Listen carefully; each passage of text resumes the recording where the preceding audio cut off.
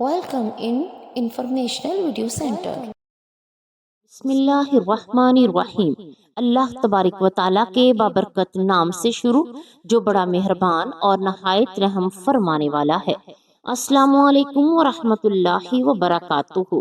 پیارے ناظرین، مغرب کی نماز کے بعد جس گھر میں یہ تسبیح صرف ایک بار پڑھی جاتی ہے، اس گھر کا بچہ بچہ بھی ارب پتی بن جاتا ہے۔ پیارے ناظرین، مغرب کی نماز کے بعد جس گھر میں بھی یہ ایک وظیفہ، یہ ایک تسبیح پڑھی جاتی ہے، اس گھر کا بچہ بچہ فوری طور پر کروڑ پتی بن جاتا ہے۔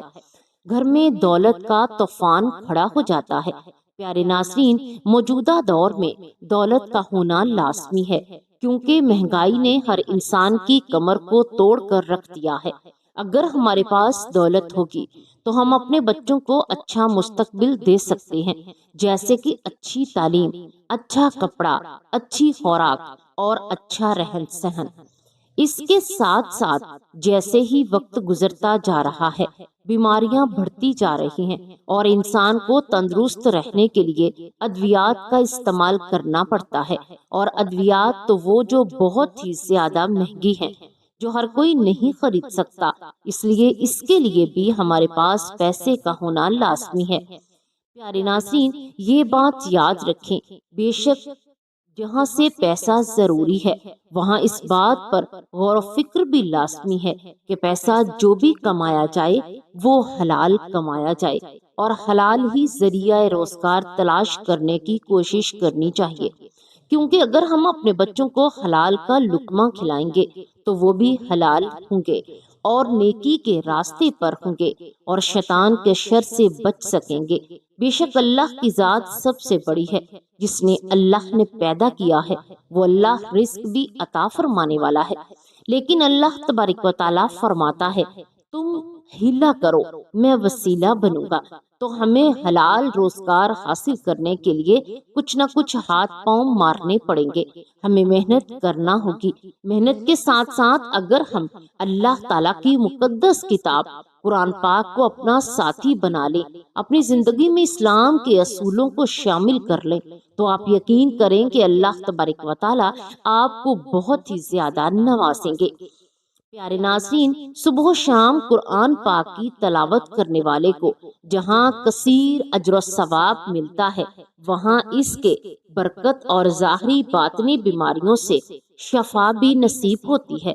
ایک شخص نے نبی کریم صلی اللہ علیہ وآلہ وسلم کی بارگاہ میں حلق میں درد کی شکایت کی تو آپ نے ارشاد فرمایا، قرآن پڑھنا اختیار کرو۔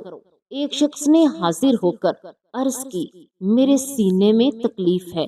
ارشاد فرمایا، قرآن پڑھو۔ اللہ پاک فرماتا ہے، وَشِفَاءُ لَمَا فِي الصُّدُورِ، ترجمہ کنز العرفان میں ہے کہ دلوں کو شفا ہے۔ یہ قرآن کریم میں مختلف بیماریوں کی بہترین دوا بھی ہے، جیسا کہ فرمان مصطفیٰ صلی اللہ علیہ وآلہ وسلم نے ہے کہ خیر الدواء القرآن، یعنی بہترین دوا قرآن کریم ہے۔ حضرت علامہ عبدالرؤف مناوا علیہ رحمت اللہ علیہ الحادی اس حدیث پاک کے تحت لکھتے ہیں، یعنی بہترین تعویذ وہ ہے جو کسی قرآنی آیت کے ذریعہ سے کیا جائے۔ ارشاد باری تعالیٰ ہے، وَنُنَزَّلُ مِنَ الْقُرْآنِ مَا هُوَ شِفَاءٌ وَرَحْمَةٌ لِلْمُؤْمِنِينَ، پارہ نمبر 10 بنی اسرائیل۔ ترجمہ، اور ہم قرآن میں وہ چیز اتارتے ہیں جو ایمان والوں کے لیے شفا اور رحمت ہے، اس سے ظالموں کو خسارہ ہی بڑھتا ہے۔ قرآن کریم ترجمہ کے ساتھ پڑھا جائے یا بغیر ترجمہ کے، دونوں صورتوں میں بڑا ثواب ہے۔ اگر کسی شخص کو ترجمہ نہیں آتا یا ترجمہ آتا ہے لیکن وہ معنی پر غور کیے بغیر قرآن کریم کی تلاوت کرتا ہے تو بھی بڑا اجر ہے اور ثواب رکھتا ہے۔ ترجمہ کے ساتھ ہی قرآن کریم کا پڑھنا لازم نہیں۔ قرآن مجید عربی میں نازل ہوا اور اس کے ہر لفظ کی تلاوت پر احادیث میں 10 نیکیوں کا وعدہ کیا گیا ہے۔ اگر کوئی شخص قرآن کریم کے عربی الفاظ پڑھے بغیر صرف ترجمہ پڑھے یا اس کے معنی میں غور کرے تو اسے بے شک قرآن کریم کا مفہوم سمجھنے کا ثواب تو ملے گا، لیکن قرآن کریم کی تلاوت پر جو ثواب احادیث مبارکہ میں وارد ہے وہ نہیں ملے گا، جبکہ بغیر ترجمہ کے قرآن کریم کی تلاوت کرنے والا ہر حرف پر 10 نیکیوں کا مستحق بن جاتا ہے۔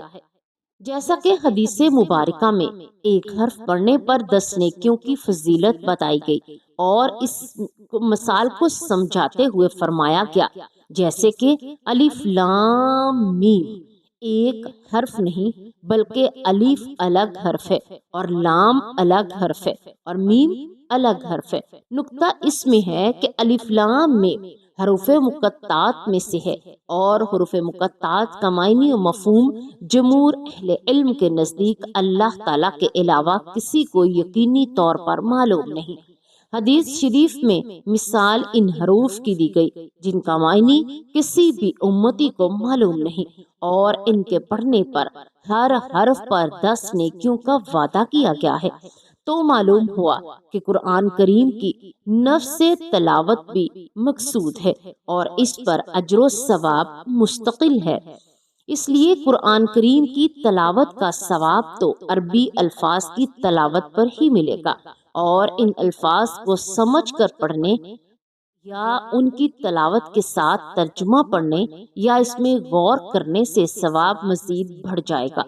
حاصل یہ کہ سمجھے کہ بغیر تلاوت قرآن کریم کو فضیلت میں کم نہ سمجھا جائے۔ تلاوت مستقل طور پر مطلوب ہے اور آپ صلی اللہ علیہ وآلہ وسلم کی بعثت کے مقاصد اور معمولات اور صحابہ کرام رضوان اللہ علیہ اجمعین کے معمولات میں شامل ہے۔ البتہ قرآن کریم ایک آیت سیکھنے پر حدیث مبارکہ میں یہ فضیلت وارد ہوئی ہے کہ ایک آیت کا سیکھنا 100 رکعت نفل نماز سے بہتر ہے، لہٰذا کوئی شخص تلاوت کے ساتھ ساتھ آیات کا معنی و مفہوم سمجھ کر پڑھتا ہے تو وہ اس فضیلت کا مستحق بن جاتا ہے۔ اگر کوئی قرآن مجید کو سمجھنے کی خواہش رکھتا ہو تو اسے چاہیے کہ کسی مستند عالم دین کی خدمات حاصل کر کے ان کی نگرانی میں سمجھے، اپنے قوت مطالعہ پر اعتماد نہ کرے تاکہ قرآن مجید رسول اکرم صلی اللہ علیہ وآلہ وسلم کے فرامین کے مطابق سمجھنا ممکن ہو، کیونکہ رتب و یابس میں فرق کرنا عام مسلمان کے لیے ممکن نہیں۔ پیارے ناظرین، اب چند سورتوں کے مختصر فضائل سنتے ہیں۔ سورۃ الفاتحہ 100 مرتبہ پڑھ کر جو بھی دعا مانگی جائے قبول ہوتی ہے۔ سورۃ البقرہ کی تلاوت سے شیطان گھر سے بھاگ جاتا ہے۔ آیت الکرسی پڑھنے سے محتاجی دور ہوتی ہے۔ سورۃ الکہف کو ہمیشہ پڑھنے والا دجال کے فتنوں سے محفوظ رہے گا۔ والدین کی قبر پر ہر جمعہ سورہ یاسین کی تلاوت کرنے سے اس کے حروف تعداد کے برابر اس کے گناہ بخش دیے جائیں گے۔ سورۃ الدخان پڑھنے سے مشکل دور ہوتی ہے۔ جو قریب المرگ ہو اس پر سورۃ الجاسیہ کا دم کرنے سے اس کا خاتمہ بالخیر ہوگا۔ سورۃ الحجرات کا پڑھنا اور دم کر کے پینا گھر میں خیر و برکت کے لیے مفید ہے۔ سورہ کاف پڑھنے سے باغ میں پھلوں کی کثرت ہوتی ہے۔ سورہ رحمان 11 بار پڑھنے سے تمام مقاصد پورے ہوتے ہیں۔ سورۃ الواقعہ جو شخص روزانہ پڑھے گا اس کو کبھی بھی فاقہ نہ ہوگا۔ سورۃ الملک کو ہر رات میں پڑھنے سے اللہ تبارک و تعالیٰ آپ کو قبر کے عذاب سے محفوظ رکھیں گے۔ پیارے ناظرین، اب بڑھتے ہیں اپنے وظیفے کی طرف۔ وہ کون سا وظیفہ ہے جس سے کر کے اللہ تبارک و تعالیٰ ہمیں فقیر سے بادشاہ بنا دیں گے، ہمیں اتنی دولت عطا فرمائیں گے کہ ہم خود بھی حیران رہ جائیں گے۔ مال و دولت میں برکت کے لیے درج ذیل امور کا اہتمام کریں۔